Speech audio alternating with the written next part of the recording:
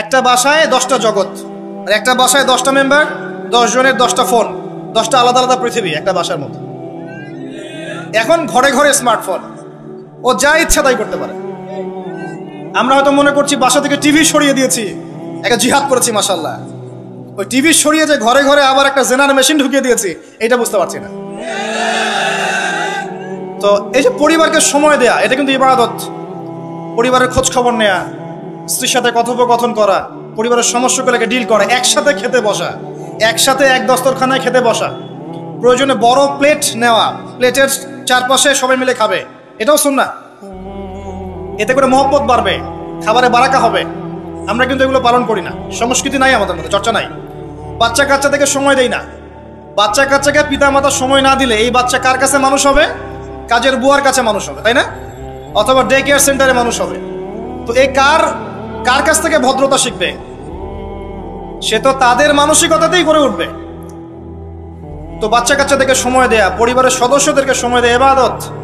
নবী করিম সাল্লাল্লাহু আলাইহি ওয়াসাল্লাম তার স্ত্রীর কোলে মাথা রেখে শুয়ে থাকতেন, ইবাদত। মাথা রেখে শুয়ে তিনি কোরআন তেলাওয়াত করতেন। আমরা যারা বৈবাহিক জীবনে আছি, কখনো করেছি? মাশাআল্লাহ, কয়বার করেছেন? বেশি করতে চান না, বেশি করতে গেলে আবার সমস্যা আছে। সবকিছুর একটা কি আছে? লিমিট আছে। বেশি করতে গেলে ব্যক্তিত্ব কমে যাবে, তখন দেখবেন আপনার উপর খবরদারি করছে। ভারসাম্য বজায় রাখতে হবে। যাই হোক, এমনকি তিনি বলেছেন, আয়েশা রাদিয়াল্লাহু আনহা তিনি বলেছেন যে আমি যে গোশতের টুকরাটা খেতাম, নবী সাল্লাল্লাহু আলাইহি ওয়াসাল্লাম ওইখানেই মুখ দিতেন যেখানে আমি ছিঁড়েছি। এবং রাতের বেলা দৌড় প্রতিযোগিতা করেছেন স্ত্রীর সাথে। প্রথমবার আয়েশা রাদিয়াল্লাহু আনহা জিতেছিলেন, পরে কয়েক বছর পর তিনি তাকে হারিয়ে দিয়েছেন, দিয়ে বলেছেন, আয়েশা আমি তোমাকে আজকে হারিয়ে দিলাম। এই যে সুন্নাহ, পারিবারিক সুন্নাহগুলো আমাদের মধ্যে উঠে যাচ্ছে না ভাই? পরিবারের সবার সাথে সময় দিতে হয়, খোঁজ খবর নিতে হয়, কথাবার্তা বলতে হয়। স্পেশালি বাচ্চাদের ব্যাপারে খেয়াল রাখতে হয়। বাচ্চা কাচ্চা যারা আছে এরা কাদের সাথে মিশছে, কাদের সাথে মিশছে, কাদের সাথে খেলছে, যে স্কুলে পড়ছে ওর পরিবেশটা কেমন, যে মাদ্রাসা যাচ্ছে ওর পরিবেশটা কেমন, ওকে কারা পড়াচ্ছে, কাদের কাছ থেকে দিন শিখছে, সে কাদের কাছ থেকে ইলম শিখছে, এগুলো জানা দরকার আছে। পরিবারের ব্যাপারে সচেতন থাকতে হবে। এই কারণে আল্লাহ পাক বলেছেন, কু আনফুসাকুম ওয়া আহলিকুম নারা, নিজে পরিবার, নিজে জাহান্নামের আগুন থেকে বাঁচো, পরিবার বর্গকে বাঁচাও। কিন্তু যে সবার পরিবার কিন্তু একরকম হবে না। হয়তো স্ত্রী কথা শুনবে না, পিতামাতা কথা শুনবে না, সন্তান সন্ততি কথা শুনবে না। এক্ষেত্রে আপনার জন্য হেদায়েত কোথায় জানেন? ওই নূহ আলাইহিস সালামকে দেখেন, 950 বছর দাওয়াতি কাজ করেছিলেন, তার সন্তান কিন্তু ঈমান নিয়ে আসে নাই, তার স্ত্রী কিন্তু ঈমান নিয়ে আসে নাই। অতএব আপনি ঈমানদার হলেই যে সবাই আপনার কথা মেনে নেবে এমনটাও নয়, কিন্তু দাওয়াত দিতে হবে, চেষ্টা করতে হবে। এরপর যদি না করে, তাদের লাকুম দিনুকুম ওয়ালিয়া দিন, তুমি তোমার হিসাব দিবা, আমি আমার হিসাব দিব। চেষ্টাটা বড় কথা। লূত আলাইহিস সালামের স্ত্রী ঈমান নিয়ে আসে নাই। আবার ফেরাউনের ঘরে দেখবেন ঈমানদার মহিলা পাবেন, আছে না? ফেরাউনের ঘরে ঈমানদার মহিলা থাকতে পারে। আজকে আমরাও দেখি বাংলাদেশের প্রেক্ষাপটে পরিবারের কর্তারা অনেকেই ফেরাউনের মতো আচরণ করেন, কিন্তু স্ত্রীরা মাশাআল্লাহ ঈমানদার। অনেক অনেক দেখা যায় যে এক্সকিউজ আমাদের কাছে আসে যে পরিবারের কর্তা ইসলাম পছন্দ করে না, কিন্তু স্ত্রী পর্দা করতে চায়, মেয়েরা পর্দা করতে চায়, দিন শিখতে চায়, পরিবারের কর্তারা সুযোগ দেয় না। এমন অনেক অবজেকশন কিন্তু আসে আলেম ওলামাদের কাছে। তো মনে রাখবেন, সব সময় যে পরিবার সবার একরকম হবে এমনটা জরুরি নয়। পরিবার নূহের মতো হতে পারে আলাইহিস সালাম, লূত আলাইহিস সালামের মতো হতে পারে, আবার মুহাম্মদ সাল্লাল্লাহু আলাইহি ওয়াসাল্লামের মতোও হতে পারে। আমাদের কাজ হচ্ছে পৌঁছে দেয়া, তা'মুরুনা বিল মা'রুফ ওয়া তানহাউনা আনিল মুনকার, এতটুকু। আপনি আপনার অধীনস্থদের উপরে কঠোর হতে পারবেন, যেমন আপনার স্ত্রী এবং সন্তান সন্ততি। কিন্তু আপনার বাবা নামাজ পড়ে না, যার বয়স 60 বছর, আপনি কি তাকে পিটাতে পারবেন? পারবেন না। কিন্তু আপনার সন্তানের বয়স 12 বা 15, সে নামাজ পড়ে না, আপনি তাকে মারতে পারবেন? পারবেন না। এই হলো অবস্থা। পরিবারকে সময় দিতে হবে তাদের হেদায়েতের জন্য, এটা কিন্তু ইবাদত। এমনকি স্ত্রীর সাথে যে সময়টা আপনি কাটাচ্ছেন, অন্তরঙ্গ সময়, এটার জন্যও আপনি নেকি পাবেন। সাহাবায়ে কেরাম বললেন, ইয়া রাসূলুল্লাহ সাল্লাল্লাহু আলাইহি ওয়াসাল্লাম, এই কাজটা তো আমরা প্রবৃত্তির মানে যে তাড়না, এটা নিবারণ করতে গিয়ে কাজটা করি, এর জন্যও কি নেকি পাবো? নবী সাল্লাল্লাহু আলাইহি ওয়াসাল্লাম বললেন, এই কাজটা তোমরা যদি অন্য কারোর সাথে করতে তোমাদের কি গুনাহ হতো না? সাহাবীরা বললেন, হ্যাঁ গুনাহ হতো। অতএব এই কাজ তুমি যদি স্ত্রীর সাথে করো, ইনশাআল্লাহ তুমি নেকি পাবে। সন্তানদেরকে বড় করছি, এই সন্তানদেরকে এই নিয়াতে বড় করতে হবে যে এরা বড় হয়ে আল্লাহর দ্বীনকে এগিয়ে নিবে, আল্লাহর পথে দায়ী হবে, আলেম হবে, মুজাহিদ হবে, মুহাদ্দিস হবে, মুফাসসির হবে, তারা দ্বীনের খেদমত করবে। এই সন্তান আপনার জন্য সাদকায়ে জারিয়ার মাধ্যম হবে ইনশাআল্লাহ। কিছু না হোক সন্তান ভালো মানুষ হবে, তার দ্বারা কেউ ক্ষতিগ্রস্ত হবে না, সে মানবতার কল্যাণে কাজ করবে, আপনি ওই সন্তানের জন্য নেকি পাবেন ইনশাআল্লাহ তাআলা। এই যে আপনার পুরো জীবন শুরু থেকে, ঘুম থেকে নিয়ে একেবারে পরিবার, সমাজ, রাষ্ট্র পরিচালনা পর্যন্ত প্রত্যেকটা কাজ যদি কোরআন এবং সুন্নাহর অনুকূলে হয় এবং নবী সাল্লাল্লাহু আলাইহি ওয়াসাল্লামের সুন্নাহ পদ্ধতিতে হয়, পুরো জীবনটাই আপনি নেকি পাচ্ছেন আলহামদুলিল্লাহ। এটাই সেই আয়াত, ওয়া মা খালাকতুল জিন্না ওয়াল ইনসা ইল্লা লিয়াবুদুন, আমি মানুষ এবং জিনকে সৃষ্টি করেছি শুধুমাত্র আমার ইবাদত করার জন্য। নামাজের পরে জিকির আছে না? নাকি ইমাম সাহেবের সাথে একটা মোনাজাত দিয়েই চলে যাবেন? কি করবেন? তাসবিহ তাহলিল নাই? আস্তাগফিরুল্লাহ আস্তাগফিরুল্লাহ আস্তাগফিরুল্লাহ নাই? আল্লাহুম্মা আনতাস সালাম ওয়া মিনকাস সালাম তাবারাকতা ইয়া যাল জালালি ওয়াল ইকরাম নাই? আল্লাহুম্মা আইন্নি আলা যিকরিকা ওয়া শুকরিকা ওয়া হুসনি ইবাদাতিক নাই? আয়াতুল কুরসি নাই? ফালাক নাস ইখলাস, অনেক তাসবিহ তাহলিল আছে। 33 বার সুবহানাল্লাহ, 33 বার আলহামদুলিল্লাহ, 33 বার আল্লাহু আকবার, কালিমা শাহাদাত আছে না? এবং আপনি দোয়াও করবেন, কারণ ফরজ সালাতের পরে দোয়া কি হয়? কবুল হয়। তো এই যে নামাজটা আপনি পড়লেন, নেকি হয়ে গেল মাশাআল্লাহ।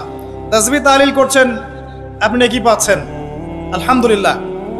এরপরে আপনি কোথায় যান? হয় পড়াশোনা করতে যান, অথবা আপনি স্কুল কলেজে যাচ্ছেন, অথবা মাদ্রাসায়, অথবা বাসায় পড়াশোনা করেন, অথবা ব্যবসায় যান, চাকরিতে যান, প্রশাসনের কাজে যান, রাষ্ট্রের কাজে চলে যান, এই তো করেন। দিনটা ভেবে শুরু হয় না? এখন যদি পড়াশোনার সেকশনে আপনি যান, স্টুডেন্ট হন আপনি, এবং আপনার পড়াশোনার উদ্দেশ্য যদি হয় যে আমি জ্ঞান অর্জন করব, এই উদ্দেশ্যে এই জ্ঞানকে কাজে লাগিয়ে আমি দ্বীনের খেদমত করব, এই জ্ঞানটাকে কাজে লাগিয়ে কি করব?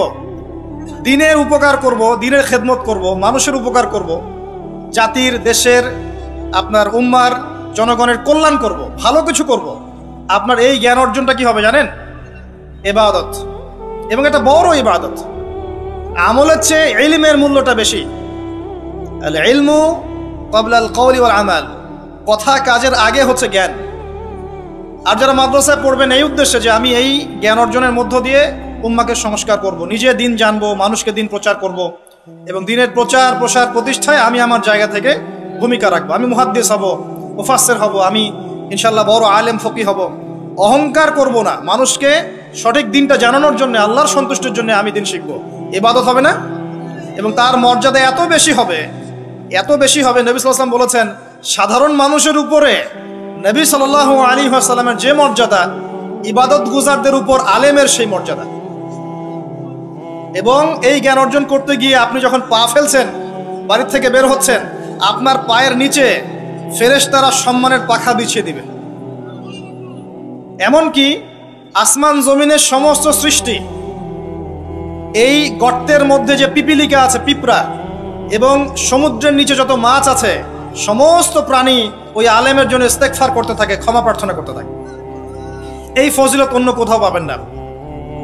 এমনকি যতক্ষণ সে ইলম অর্জনের পথে আছে, সে আল্লাহর রাস্তাতেই আছে, ফি সাবিলিল্লাহ সে কাজ করছে।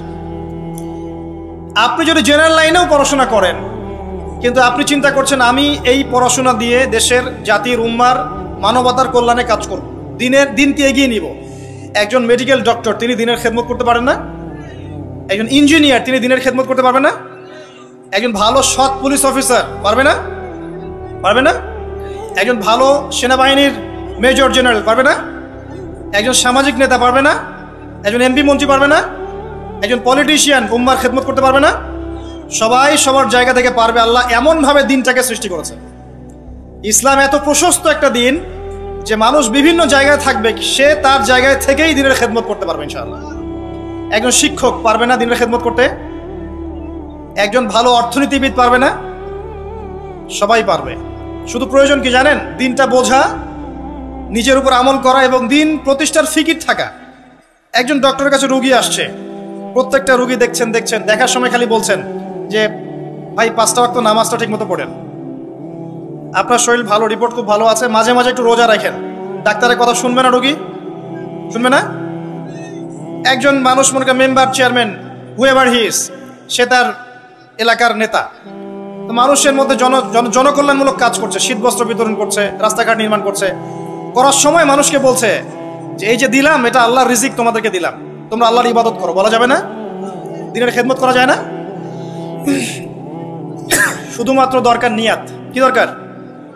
নিয়াত এবং জানা যে আমার কাজের প্রতিদানটা কি। এই যে আমি কাজগুলো করছি, এর প্রতিদান হচ্ছে আল্লাহ পরকালে আমাকে জান্নাত দিবেন ইনশাআল্লাহ। দুনিয়াতে আমি কি পাই না পাই সেটার হিসাব পরে, পরকালে আল্লাহ পাক আমাকে জান্নাত দিবেন ইনশাআল্লাহ। এভাবে আপনি আপনার জীবনের প্রতিটা কাজকেই ইবাদত বানাতে পারেন। ওয়ামা খালাকতুল জিন্না ওয়াল ইনসা ইল্লা লিয়াবুদুন। নাস্তিকদের কথার জবাব পেয়েছেন? এটা অন্য ধর্মের ক্ষেত্রে প্রযোজ্য, যে শুধু ইবাদত বন্দেগী বা পূজা অর্চনা তারা যেটা করে এটাই ইবাদত বলে গণ্য হয়, কিন্তু ইসলামের মধ্যে প্রতিটা কাজই ইবাদত বলে গণ্য হয় যদি আপনি প্রতিটা কাজ নবী সাল্লাল্লাহু আলাইহি ওয়াসাল্লামের তরিকা এবং সুন্নত মোতাবেক করতে পারেন। আমার কথা কি বোঝা যাচ্ছে ভাই? আলহামদুলিল্লাহ। এবার আসেন, আল্লাহ পাক যখন আমাদেরকে সৃষ্টি করেননি তখন কি ছিল? কারা ছিল পৃথিবীতে? সর্বপ্রথমে কারা ছিল পৃথিবীতে? আমরাই প্রথম প্রজাতি নই। আমরা তো এখন মনে করি যে পৃথিবীটা আমাদের, তাই না?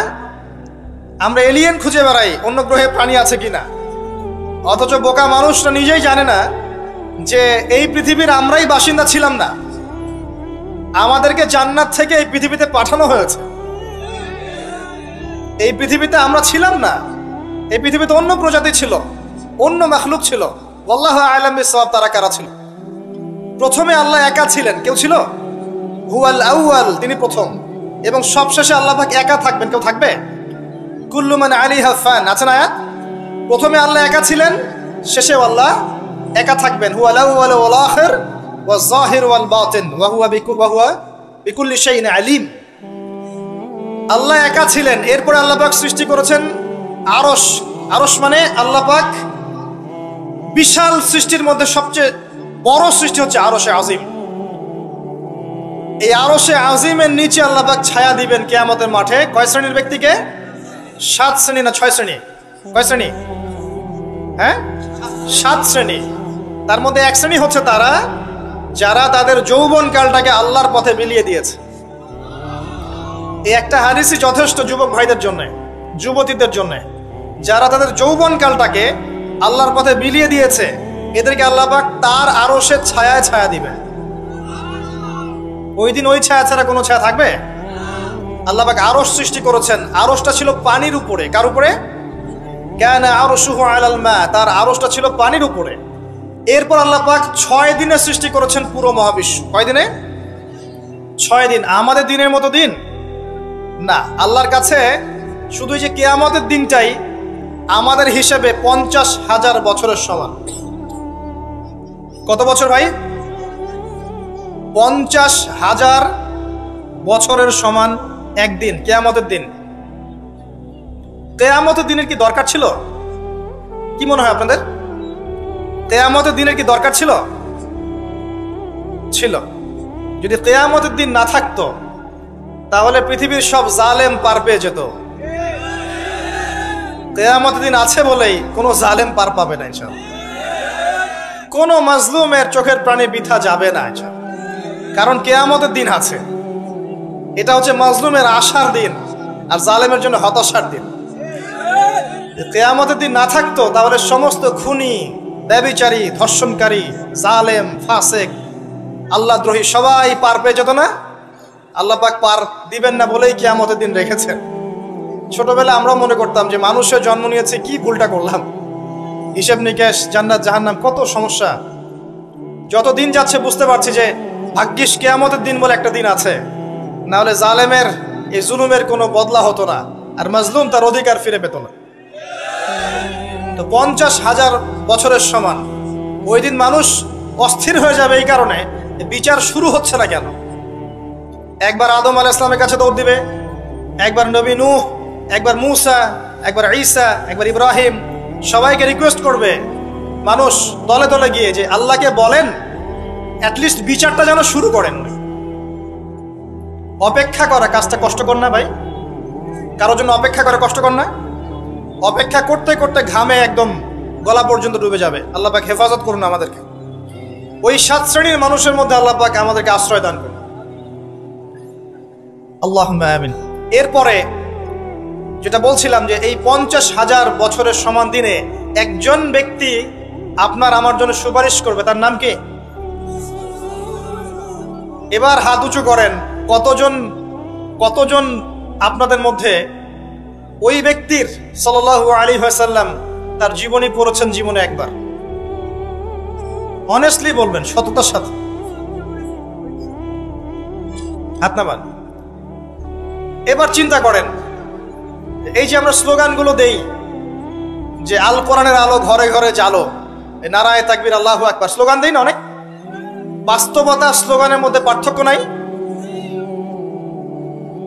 যখন আপনি দেখবেন প্রতিটা যুবক বা প্রত্যেক ব্যক্তি আমাদের সমাজের মধ্যে নবী সাল্লাল্লাহু আলাইহি ওয়াসাল্লামের জীবনী সম্পর্কে ভালো ধারণা রাখে, কোরআনুল কারীম মাশাআল্লাহ তেলাওয়াত করতে জানে, কোরআনের অর্থ বোঝার চেষ্টা করে, মাশাআল্লাহ হকপন্থী আলেম ওলামাদের কাছে যায়, আত্মশুদ্ধি অর্জন করে, হালাল খায়, পারিবারিক আদর্শ সুন্দর করে গড়ে তোলার চেষ্টা করে, ন্যায়ের পথে তাকে অন্যায় করে না, তখন অটোমেটিকলি কোরআনের আলো ঘরে ঘরে জ্বলবে না?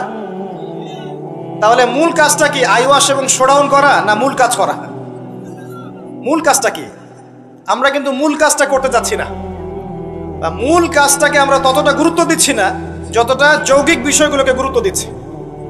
আর এই কারণে দীর্ঘদিন থেকে দেখছি যে উম্মার অবস্থা মোটামুটি অপরিবর্তনীয় আছে, বরং দিন দিন ডে বাই ডে আস্তে আস্তে অধঃপতন হচ্ছে। আপনি হয়তো প্রশ্ন করতে পারেন আমার দিকে আঙ্গুল তাক করে, কে বললো আপনাকে অধঃপতন হচ্ছে? আমরা তো দেখছি উন্নতি, অগ্রগতি, প্রগতি। আমি বিনয়ের সাথে বলবো আর 10টা থেকে 20টা বছর অপেক্ষা করেন। 5 বছর আগে বিনয়ের সাথে বলেছিলাম যে 10 বছর অপেক্ষা করেন, কাগজের টাকা বলে কিছু থাকবে না। আস্তে আস্তে সোসাইটি ওইদিকে যাবে, এবং এগুলো কোনোটাই অ্যাক্সিডেন্টলি অটোমেটিকলি হচ্ছে না, এর পিছনে একটা মাস্টার মাইন্ড কাজ করছে। পুরো বিশ্বের পিছনে একটা মাস্টার মাইন্ড কাজ করছে। একটা সভ্যতা চাচ্ছে সারা বিশ্বের মানুষ ওর দাস হয়ে থাক, এবং তাদের এক একটা এজেন্ডা আস্তে আস্তে বাস্তবায়িত হচ্ছে। এবং মাশাআল্লাহ আমরাও হালুয়া রুটি এবং সেমাই খাচ্ছি, মাশাআল্লাহ আমরাও খাচ্ছি খোরমা, জিলাপি, হালুয়া রুটি, সেমাই, এগুলো আমরাও খেয়ে যাচ্ছি মাশাআল্লাহ। আল্লাহ পাক আমাদের হৃদয়ের চোখগুলো যেন খুলে দেন, আল্লাহুম্মা আমিন। ক্যাশলেস সোসাইটি চায় তারা, ক্যাশলেস সোসাইটি, মানে সোসাইটির মধ্যে কোনো ক্যাশ থাকবে না, ডিজিট থাকবে, খালি ডিজিট। খালি কলা কিনবেন, আপনি 40 ডিজিট পাস করে দিবেন, কলাওয়ালা 40 ডিজিট পেল, ওর দরকার এখন ধরেন মাছ, ও 40 ডিজিটের মাছ কিনবে। মাছওয়ালার দরকার মনে করেন চাল, ও 40 ডিজিটের চাল কিনবে। ডিজিট ঘুরবে, খালি সংখ্যা খালি ঘুরতে থাকবে হাত থেকে হাত। এমন একটা মানি আপনাদেরকে দিবে, এমন একটা মুদ্রা দিবে আপনাদেরকে, যে মুদ্রা ধরতেও পারবেন না, পকেটেও রাখতে পারবেন না। এখন তো ধরতে পারেন, পকেটে রাখতে পারেন, একটা সময় আসবে মুদ্রা ধরতেও পারবেন না, পকেটেও রাখতে পারবেন না। এবং এগুলোর মান তারা নিয়ন্ত্রণ করবে। যখন দেখবে যে আপনার মধ্যে তাওহীদ বেশি আছে, ইসলামের চেতনা বেশি আছে, দ্বীনের ফিকির বেশি, ইসলাম ইসলাম করছেন, আপনার মান কমে যাবে। যদি দেখে আপনার মধ্যে দাসত্ব আছে, ওরা যা বলছে আপনি সামি'না ওয়া আতা'না বলছেন, ইয়েস স্যার করছেন, আপনি উন্নতি, অগ্রগতি, প্রগতি পাবেন। হ্যাঁ, যারা এগুলো লঞ্চ করছে তারা আবার তাদের সম্পত্তিগুলোকে গোল্ড এবং সিলভারে কনভার্ট করছে অলরেডি। দেখেন বড় বড় ওদের ব্যাংকগুলোকে দেখেন, সব গোল্ড এবং সিলভারে কনভার্ট করছে। ওই ইসরায়েলের দিকে তাকিয়ে দেখেন, ও তার সমস্ত সম্পত্তিগুলোকে, বেশিরভাগ সম্পত্তিগুলোকেই সাস্টেইনেবল গোল্ডের কনভার্ট করছে। ও আমাদের মতো বোকা নয়। শোনেন কেমন বোকা নয়, বিগত 70 বছরে মুসলিমদের নাকের ডগার উপরে বসে 4টা যুদ্ধে মুসলিমদেরকে পরাজিত করে দিয়েছে ইসরায়েল। বিগত 70 বছরে ওরা প্রথমে ব্রিটেন, তারপরে আমেরিকার হাত ধরে বিশ্বের এমন একটা জায়গায় এসেছে যে এই জায়গা থেকে তারা বিশ্বের পলিটিক্স, ইকোনমিক্স, মিডিয়া, প্রযুক্তি, ফাইন্যান্স সব নিয়ন্ত্রণ করার শক্তি অর্জন করেছে অলরেডি। আপনি ভাবছেন করবে? অনেকে মনে করে এটা ভবিষ্যৎ বক্তা মনে হয়, আমি বলছি যে বর্তমান সম্পর্কে আপনি খবর রাখেন না বলেই বর্তমানকে আপনার ভবিষ্যৎ মনে হচ্ছে। এটা বর্তমান, এটা ভবিষ্যৎ না। ভবিষ্যতে তো সে সারা বিশ্বকে রুল করবে ইনশাআল্লাহ তাআলা। না হলে তো সে মাসিহুদ দাজ্জালের ফলোয়ারই হতে পারবে না। আর দাজ্জাল তো সারা বিশ্বকে শাসন করবে এবং তাকে ফলো করবে জিউসরাই। তবে হ্যাঁ, এটা আমরা জানি কোরআন এবং হাদিস থেকে আলহামদুলিল্লাহ যে ওদের এই দমন পীড়ন জুলুম এবং শাসনটা চিরস্থায়ী হবে না ইনশাআল্লাহ। এটা একটা সাময়িক সময় জুড়ে থাকবে, এরপর আল্লাহ পাক পৃথিবী থেকে এটাকে সরিয়ে দিবেন ইনশাআল্লাহ। কিভাবে সরাবেন? ওই যে লোহিত সাগরে আল্লাহ পাক যেমন করে বনু ইসরাইলকে ধাওয়া করছিল ফেরাউনের বাহিনী, মনে আছে? লোহিত সাগরে আল্লাহ পাক ফেরাউনের বাহিনীকে একত্রিত করেছেন, ডুবিয়ে দিয়েছেন, দেন নাই? আল্লাহ পাক সেম সুন্নাহ অ্যাপ্লাই করেছেন প্যালেস্টাইনের ক্ষেত্রে। আল্লাহ পাক সমস্ত জালেমদেরকে ওখানে একত্রিত করেছেন ধ্বংস করার জন্য। সেম সুন্নাহ, এটা হবে ইনশাআল্লাহ আযজা ওয়া জাল। আমরা জানি এটা সরে যাবে পৃথিবী থেকে। তারপরে এমন একটা যুগ আসবে যে যুগে ইনশাআল্লাহ আযজা ওয়া জাল একজন নবী সারা বিশ্ব পরিচালনা করবেন। একজন নবী, তার নাম ঈসা ইবনে মারইয়াম, এবং তার অনেক আগেই আমাদের ইমাম আল মাহদি তিনি ইন্তেকাল করবেন। মনে রাখবেন, শেষ জামানার সবচেয়ে ভাইটাল চরিত্র ইমাম মাহদি নয়। শেষ জামানার সবচেয়ে ভাইটাল চরিত্র হচ্ছে ঈসা ইবনে মারইয়াম। ঈসা ইবনে মারইয়াম সবচেয়ে ভাইটাল চরিত্র, কারণ তিনি জেরুজালেম থেকে সারা ওয়ার্ল্ডে ইসলামী খেলাফা কায়েম করেন এবং 40 বছর, এই 40 সংখ্যা এক্স্যাক্টলি 40 না আরো বেশি আল্লাহ ভালো জানেন, পৃথিবী জুড়ে ইসলামের অনুশাসন বজায় থাকবে ইনশাআল্লাহ। একটা কাঁচা বাড়ি, একটা পাকা বাড়ি আপনি পাবেন না যেখানে আল্লাহর কালিমা প্রবেশ করবে না, জুলুম বলে কিছু থাকবে না ইনশাআল্লাহ। যা দেখছেন আপনি এখন ওয়ার্ল্ড ওয়াইড যে দাপট, দেখে মনে হচ্ছে বিশ্ব এদের কোনো অস্তিত্বই বিশ্বে থাকবে না। এখন সারা বিশ্ব থেকে তাকিয়ে আপনার কাছে মনে হচ্ছে মাশাআল্লাহ, NATO, United Nations, world bank, এইটা সেটা, বিশ্ব যে কি হচ্ছে সারাদিন। শুক্র গ্রহ আমার, একজন বলছে না শুক্র গ্রহ আমার, একজন মিসাইল তৈরি করছে, আর একজন প্রতিরক্ষা ব্যবস্থা করছে। ওয়ার্ল্ড অ্যাফেয়ার্স পড়লে মনে হয় যে ওয়ার্ল্ডটা এদেরই, কিন্তু আল্লাহ রাসূল সাল্লাল্লাহু আলাইহি ওয়াসাল্লাম বলছেন যে বিশ্বটা আস্তে আস্তে আস্তে আস্তে তার ধ্বংসের দিকে যাচ্ছে। এইটা চিরস্থায়ী হবে না এবং একে অপরের সাথে কলিউশন করে এরা শেষ হয়ে যাবে। মুসলিমদের উপর দমন পীড়ন যেমন বাড়বে, ঠিক একইভাবে আল্লাহ রাব্বুল আলামিন মুহাম্মদ সাল্লাল্লাহু আলাইহি ওয়াসাল্লামের বংশধরদের মধ্য থেকে একজন ইমামকে বের করে নিয়ে আসবেন। তিনি ইনশাআল্লাহ আযজা ওয়া জাল মুসলিমদেরকে নিয়ে এই জুলুমের বিরুদ্ধে দাঁড়িয়ে যাবেন। পরে যখন মাসিহুদ দাজ্জাল বের হবে, তাকে তিনি হত্যা করতে পারবেন না, কারণ তাকে এত বেশি ক্ষমতা দেওয়া হবে যে মুসলিমরা তার সাথে পেরে উঠবে না। তখন আল্লাহ পাক ঈসা ইবনে মারইয়ামকে পাঠাবেন, সবচেয়ে ভাইটাল ক্যারেক্টার, এবং তিনি এই প্যালেস্টাইনের বাবে লুদ নামক জায়গায় মাসিহুদ দাজ্জালকে হত্যা করবেন ইনশাআল্লাহ আযজা ওয়া জাল। আমাদেরকে বিশ্ব নেতারা এখন বোঝায় যে বিশ্বের শেষ নাই, এই পৃথিবী জয় করার পর আমরা মঙ্গলে গিয়ে থাকবো, তারপর শুক্রে, তারপর শনিতে, তারপর বৃহস্পতিতে, তাই না? মাইন্ডসেটটা এমন তৈরি করেছে না? কিন্তু বাস্তবতা হচ্ছে এই মহাবিশ্বই ধ্বংস হয়ে যাবে। এই পৃথিবী তো ধ্বংস হবেই, মহাবিশ্ব ধ্বংস হয়ে যাবে। তবে পৃথিবী ধ্বংসের আগে আল্লাহ পাক ঈসা ইবনে মারইয়ামের হাতে সারা বিশ্বে ইসলামী খেলাফা কায়েম করবেন ইনশাআল্লাহ। মাঝখানে একটা সময় আপনাকে পার করতে হবে। কত বছর? ননসেন্স প্রশ্ন, যে ভাই কত বছর, 100, 200, 500, আল্লাহ ভালো জানেন, আমরা জানি না এবং জানার কথাও না। কেউ যদি বলে এত সাল, সে নিশ্চিত কাযযাব, একজন মিথ্যাবাদী, এবং এটা একটা অহেতুক কথা। এত সাল, এত বছর পর, এটা আমরা বলতে পারবো না। এতটুকু বলতে পারবো যে পৃথিবী চিরদিন এভাবে থাকবে না। ওয়ার্ল্ডে এখন যা দেখছেন এগুলো চিরস্থায়ী হবে না। আস্তে আস্তে আস্তে আস্তে রাত যত গভীর হবে, ভোর তত কাছাকাছি আসবে, এবং এই পুরো বৈশ্বিক জুলুম ফাসাদ, আপনার জিনা, আপনার পর্নোগ্রাফি, আপনার মাদক, সুদ, জুলুম অত্যাচারের মধ্যেও দেখবেন প্রত্যেকটা জায়গায় জায়গায় আল্লাহ পাক কিছু না কিছু আল্লাহর বান্দাকে রেখে দিবেন। এবং আমার বিশ্বাস তাদের বেশিরভাগই হবে যুবক শ্রেণী। এটা আমার মত, আল্লাহ ভালো জানেন, আমার মনে হয় যে বেশিরভাগই হবেন যুব সমাজ। এবং আমার কাছে একটা দলিল আছে কেন মনে হয়, কারণ আসহাবুল কাহফ যারা ছিলেন তারা যুবক ছিলেন। প্রত্যেক যুগে যুগে আসহাবুল কাহফ থাকবেন ইনশাআল্লাহ তাআলা। তাদের হাতেই আল্লাহ পাক ইনশাআল্লাহ তাআলা এই দিনটাকে আমানত হিসেবে রাখবেন। উলামায়ে কেরাম তাদেরকে এগিয়ে নিয়ে যাবে। আস্তে আস্তে দেখবেন পরবর্তী জেনারেশনের পতাকা তারা বহন করবে ইনশাআল্লাহ। এখন যে কথাগুলো বলতে এতগুলো কথা বললাম, যে যখন আল্লাহ পাক মহাবিশ্ব সৃষ্টি করেছেন 6 দিনে, তখন মানুষের কোনো অস্তিত্ব ছিল না। ছিল? কোনো অস্তিত্ব ছিল না, মানুষের অস্তিত্বই ছিল না। সূরা দাহর পড়েন 1 নম্বর আয়াত, আল্লাহ পাক বলছেন হাল আতা আলাল ইনসান হিনুম মিনাদ দাহরি লাম ইয়াকুন শাইআন মাযকুরা। মানুষের উপর একটা সময় চলে গেছে যখন মানুষ কোনো আলোচ্য বিষয় ছিল না। এখন সারা ওয়ার্ল্ডের দিকে তাকালে মনে হয় যে মানুষই সবকিছু, তাই না? অথচ মানুষের বাইরে যে একটা জাতি আছে, জিন জাতি, এটাকে বিশ্বাসই করে না মানুষ। মানুষের আশপাশে ঘুরছে ফেরেশতারা, মানুষ বিশ্বাসই করে না। আল্লাহ পাক আছেন আরশে আজিমে, তার উপরে, মানুষ বিশ্বাসই করে না যে আল্লাহ বলে কেউ আছে। মানুষ মনে করে বিগ ব্যাং থেকে সব সৃষ্টি হয়েছে। হ্যাঁ, অনেক মানুষ মনে করে যে আল্লাহ বলতে কেউ নাই, সবকিছু বিগ ব্যাং থেকে সৃষ্টি হয়েছে। অথচ আল্লাহ পাক কোরআনে বলেছেন আওয়ালাম ইয়ারাল্লাযীনা কাফারু, সূরা আম্বিয়া 30 নম্বর আয়াত, আন্নাস সামাওয়াতি ওয়াল আরদা কানাতা রাতকান ফাফাতাকনাহুমা। কাফেররা কি লক্ষ্য করে দেখে না এই মহাবিশ্ব এবং পৃথিবী একটা বিন্দুর মধ্যে ছিল, আমি এটাকে পৃথক করে দিয়েছি, পার্থক্য করে দিয়েছি। ওয়াজআলনা মিনাল মাই কুল্লা শাইইন হাই, প্রত্যেক জীবন্ত প্রাণীকে সৃষ্টি করেছি পানি দ্বারা। আফালা ইউমিনুন, এরপরেও কি তারা বিশ্বাস করবে না?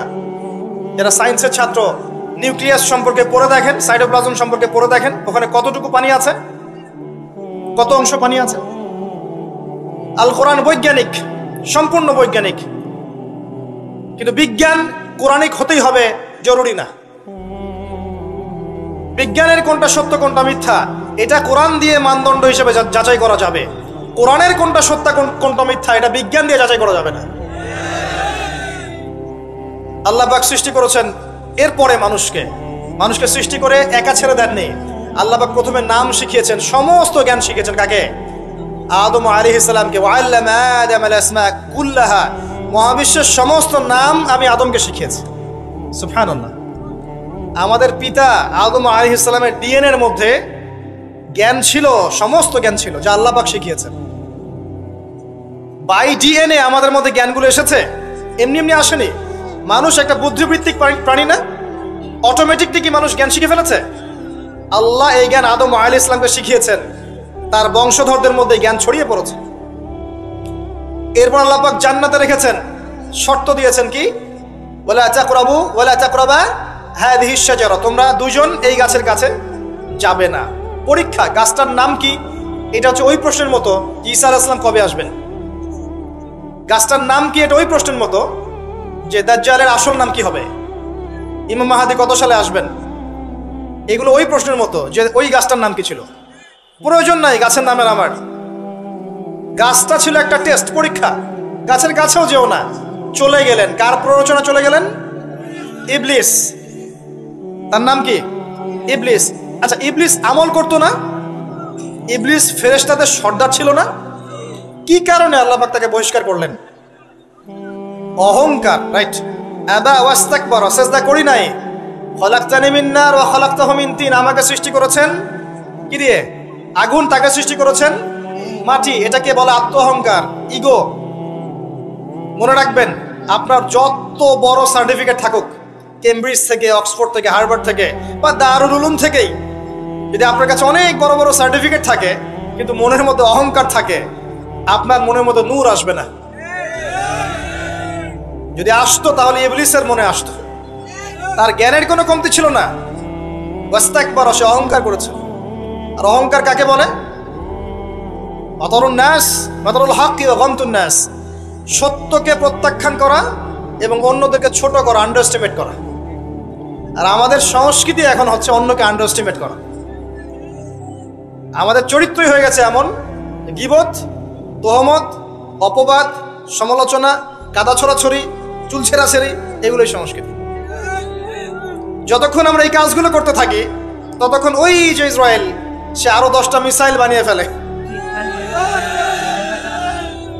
এই জন্যই বলি যে আমরা মাঝে মাঝে জিলাপি খাই, খোরমা খাই, আর তারা তাদের কাজের দিকে এগিয়ে যায়। প্রথম দিকে হালুয়া রুটি বলেছিলাম, অনেকে রাগ হয়েছিল, ওই জন্য হালুয়া রুটি শব্দটা বলি না, আর বলি জিলাপি আর খোরমা খাই। এখন অনেকে রাগ হয় না। তো বাস্তবতা এমন ভাই, শোনেন, এই জায়গায় 1 মিনিট সময় দেন। একটা সময় ছিল, এই জায়গাটা খুব ভালো করে শোনেন, একটা সময় ছিল আবু বকর সিদ্দিক রাদিয়াল্লাহু আনহুর যুগ, ওমর ইবনুল খাত্তাব, উসমান বিন আফফান, আলী ইবনে আবি তালেব, উমাইয়া খেলাফত, আব্বাসীয় খেলাফত, ফাতেমি, মামলুক, কর্ডোভা, উসমানীয়, এই যে খেলাফত ছিল। স্বর্ণযুগের মধ্যে ইসলাম বেশি ছিল, আস্তে আস্তে ইসলাম কমতে থাকে, কিন্তু অ্যাটলিস্ট মুসলিমদের একটা শক্তি ছিল, মুসলিমদের একটা ল্যান্ড ছিল, একটা ইমারত ছিল, একটা জামায়া ছিল, খেলাফা ছিল, আমির ছিল, ইকোনমিক পাওয়ার ছিল, প্রযুক্তি ছিল, সামরিক বাহিনী ছিল, সব কিছু মুসলিমদের হাতে ছিল। এরপর একটা যুগ আসলো, এই যুগের বয়স বেশি দিন না, 100, 200, 300 বছর। এই লাস্ট 200-300 বছরে দেখবেন আপনি নো স্টেট, কোনো স্টেট নাই, যেগুলো আছে সেগুলো টুকরা টুকরা পিস আপ করা, ব্রিক্স অ্যান্ড পিসেস, মানে টুকরায় টুকরায় ভাগ করা হয়েছে। কারোর সাথে কারো মহব্বত নাই, মানে ওই দেশের মানুষ মরলে এই দেশের মানুষ হাসে, এখানে আঘাত আসলে ওরা বলে যে আমি তো বাংলাদেশি না, তো বাংলাদেশের ব্যাপারে আমার নাক গলানোর দরকার নাই। তারপরে যদি সিরিয়ায় কেউ বোম মারে, পাকিস্তানের কেউ বলে ওরা তো সিরিয়ার মানুষ, আমাদের সাথে কি সম্পর্ক। প্যালেস্টাইনে কেউ মা বোনদের ইজ্জত নিলে ইরাকের মানুষ বলে যে ওরা তো প্যালেস্টাইনের, আমরা তো ইরাকের।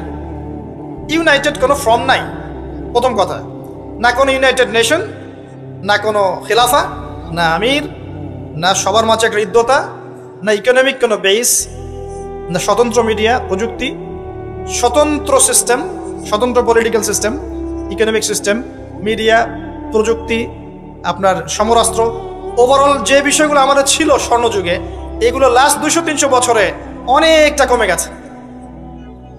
এবং যখন কমে গেছে, এই সময়টুকুর মধ্যে ইসলামের বিরোধী শক্তি যারা আছে, স্পষ্ট প্রকাশ্য বিরোধী শক্তি যারা ভিতরের বাইরের, এরা এই প্রত্যেকটা সেক্টরে উন্নতি করেছে। আর আমরা এই মূল জিনিসগুলো দিকে ফোকাস না করে পড়েছিলাম কোথায়? আপোষের গীবত, আমাদের তহমত, আপোষের কাদা ছড়াছড়ি। একটা নেশনের মধ্যে সবাই ভাই না আমরা? একটা নেশন, মানে একটা নেশনে কি থাকে? ল্যান্ড থাকে, ভূখণ্ড লাগে, সার্বভৌমত্ব লাগে, জনসংখ্যা লাগে, তারপর কি লাগে? এগুলো লাগে না? সরকার লাগে, 4টা বিষয় দরকার হয়, রাষ্ট্রের সঙ্গে এগুলো পাবেন। ওভারঅল দেখবেন গভর্নমেন্ট থাকবে, প্রশাসন থাকবে, জনগণ থাকবে, আলেম ওলামা থাকবে, যুব সমাজ থাকবে, তরুণ প্রজন্ম থাকবে, যুবতীরা থাকবে, বাচ্চা কাচ্চা থাকবে। এই হচ্ছে আপনার প্রজন্ম, একটা নেশন। এই নেশনের সবাই আমরা একে অপরের ভাই নই? আমরা সবাই এক জাতি না? নাকি সবাই সবাই শত্রু? আমরা কি কেউ কারো শত্রু? আমরা সবাই সবাই ভাই না? আমরা সবাই কিন্তু একটা জাতি। খেয়াল করে দেখেন এখন এই এক জাতির কনসেপ্টটার মধ্যে কত ভাটা পড়েছে। এক ধর্মনেতা আরেক ধর্মনেতাকে দেখতে পারে না, এক বক্তা আরেক বক্তার সমালোচনা না করলে ভাত হজম হয় না, এক ভাই একটা দল করে, আরেক ভাই আরেকটা দল করে, এই ভাই এই ভাইয়ের ক্ষতি না করতে পারলে ঘুম হয় না। আমরা কি আপোষেই লড়াই করছি না? আমরা কি একে অপরের সাথে লড়াই করে সময় নষ্ট করছি না? পক্ষান্তরে আমাদের স্পষ্ট যারা শত্রু দেখেন ওয়ার্ল্ড ওয়াইড, তারা কি একত্রিত হয়ে আমাদের বিরুদ্ধে নাই? এই সহজ বাংলা কথাটা আমাদের বুঝে কেন আসে না যে আমরা সবাই এক, আমরা সবাই মুসলিম, এটাই আমাদের মৌলিক পরিচয়। আমরা সবাই মুসলিম, এটা আমাদের মৌলিক পরিচয়। আমাদের মধ্যে আল্লাহ পাক কাউকে কর্তৃত্ব দিয়েছেন, কাউকে অধীনস্থ করেছেন, কাউকে আল্লাহ পাক ইলম দিয়েছেন, জ্ঞানের শরীয়তের, কাউকে দেন নাই, কাউকে তরুণ বানিয়েছেন, কাউকে তরুণী বানিয়েছেন, কাউকে বৃদ্ধ বানিয়েছেন, কাউকে যুবক বানিয়েছেন, কেউ ঘর সামলাচ্ছে, কেউ সমাজ সামলাচ্ছে, কেউ অর্থনীতি সামলাচ্ছে, কেউ রাষ্ট্র সামলাচ্ছে। সবাইকে আমরা একে অপরের ভাই নই? নাকি আমরা সবাই একে অপরের শত্রু? আমরা কি করেছি? আপোষে, লড়াইয়ে, সমালোচনায়, ইখতিলাফে, গীবতে, তহমতে এতটা সময় পার করেছি যে এই সময়টুকুর মধ্যে ওরা অনেক দূর এগিয়ে গেছে, এবং এই এগিয়ে যাওয়াটা ওদের আরো বাড়তে থাকবে। কারণ কিছু পাপের শাস্তি আমাদেরকে পেতে হবে দুনিয়ায়, কিছু ভুলের শাস্তি আমাদেরকে দুনিয়ায় পেতে হবে ইনশাল্লাহ। এরপর একটা প্রজন্ম আসবে যারা এই ভুলগুলো করবে না ইনশাল্লাহ। বিশ্বাস করেন, এরপরে ইনশাল্লাহ এমন কোন প্রজন্ম আসবে, ইয়াস্তাবদিল কওমান গায়রাকুম। আল্লাহ পাক বলেছেন, তোমরা যদি দায়িত্ব পালন না করো, তোমাদেরকে আমি সরিয়ে দিয়ে নতুন সম্প্রদায়কে নিয়ে আসবো। সুম্মা লা ইয়াকুনু আমসালাকুম, তারা তোমাদের মতো হবে না। আল্লাহ পাক এরপরে এমন জেনারেশন নিয়ে আসবেন ইনশাল্লাহ, দেখবেন তারা সবাই তাওহীদপন্থী হবে, তারা সুন্নতপন্থী হবে, তারা হালাল খাবে, হারামে যাবে না, তারা পারিবারিক আদর্শ ঠিক রাখবে ইনশাল্লাহ। তাদের যুব সমাজকে দেখবেন আল্লাহর জন্য নিজের জীবন কুরবানি করার জন্য প্রস্তুত থাকবে। দেখবেন তাদের তরুণদের সাথে প্রবীণদের একটা সুন্দর সুন্দর সমন্বয় থাকবে। তরুণ থেকে নেতৃত্ব দেবে প্রবীণরা, দেখবেন তরুণরা এগিয়ে যাবে। দেখবেন তারা ছোট ছোট বাচ্চারা এক একটা ডিনামাইট হয়ে গড়ে উঠবে ইনশাল্লাহ। অপেক্ষা করতে থাকেন, সময় আসবে এক সময় ইনশাল্লাহ, হতাশ হবেন না। মাঝখানের এই সময়টুকুতে প্রথম কাজ হচ্ছে পরিস্থিতি বোঝা, মৌলিক কাজগুলোর দিকে ফোকাস করা, এবং যে কাজগুলো মৌলিক নয় গৌণ কাজ এগুলোর দিকে বেশি ফোকাস না করা, মূল কাজের দিকে ফোকাস করা। মূল কাজ হচ্ছে সবাই আমরা ভাই ভাই, আপসে ঐক্যবদ্ধ থাকতে হবে। বা ঐক্যবদ্ধ থাকার জন্য সবাইকে নতুন দল খোলার দরকার নাই, খালি মন থেকে বিশ্বাস করে নেন যে সে আমার ভাই, ব্যাস। খালি মন থেকে মনে করে নেন যে সবাই আমার ভাই, দেখবেন মনের মধ্যে ঐক্য হয়ে গেছে। ঐক্যটা মনের ব্যাপার, ঐক্যটা মনের ব্যাপার, এটা কিন্তু ফিজিক্যাল বিষয় নয়। মন থেকে বিশ্বাস করে নেন যে আমরা যারা তাওহীদপন্থী আছে, মুসলিম আছে বাংলাদেশের, সবাই আমরা ভাই। এমনকি বিশ্বের যারা আছে, যারা নির্যাতিত নিপীড়িত, ওরা আমার উম্মার বাইরে কেউ না, ওরা আমার উম্মারে অন্তর্ভুক্ত। চিন্তা জগতে পরিবর্তন আনেন, মৌলিক কাজে আসেন, পড়াশোনা করেন। খালি নারায়ে তাকবীর আল্লাহু আকবার স্লোগান দিলে আর আল কোরআনের আলো ঘরে ঘরে জ্বালো স্লোগান তুলে আইওয়াজ শোনান করলে সব হবে না। বেসিক জায়গায় এসে পড়াশোনা করেন, তরুণ সমাজকে পড়াশোনা করান, ভালো কিছু পড়ান। যারা জেনারেল লাইন থেকে উঠে আসছে এদেরকে ভালো কিছু পড়ান।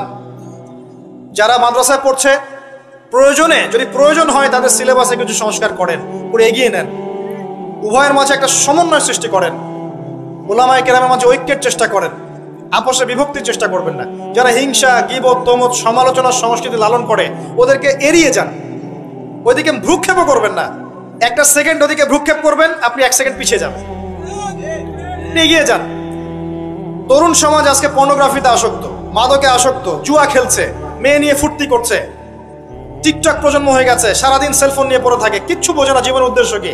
এদেরকে আল্লাহর দিকে ফেরান, নামাজের দিকে ফেরান, দিনের মেহনত বাড়িয়ে দেন, মসজিদগুলো আবাদ করেন, মাদ্রাসাগুলো গড়ে তোলেন, স্কুল কলেজ নির্মাণ করেন।